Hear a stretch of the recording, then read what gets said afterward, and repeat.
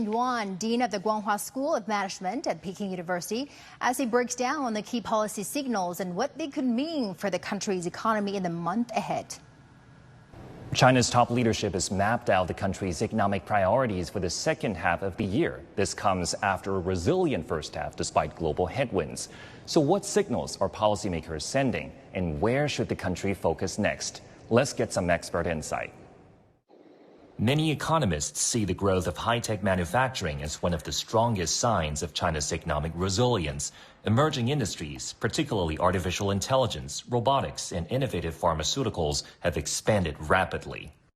Looking at China's first half economic data, what are some of the indicators that best show the economy's resilience? Are we seeing new quality productive forces gain real traction in key industries?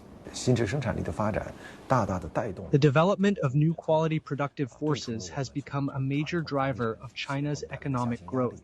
It has helped offset the slowdown caused by the real estate sector while creating new engines of growth for the economy. Boosting domestic demand is a major focus of the meeting. Policies such as the Consumer Goods Trade-in Program have helped support spending.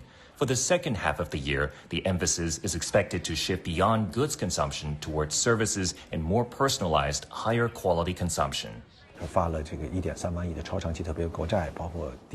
This year, China has issued 1.3 trillion yuan in ultra-long-term special treasury bonds, while the issuance of local government special purpose bonds has also progressed steadily.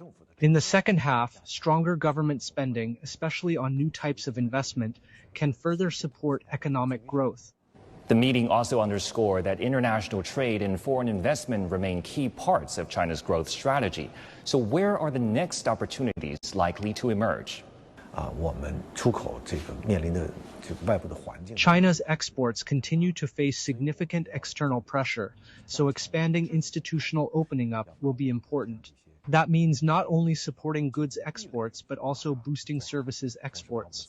Further opening the financial sector and capital markets could also make it easier for international investors to increase their presence in China. Looking ahead, experts say stronger fiscal support will be key as government spending translates into income for households and businesses.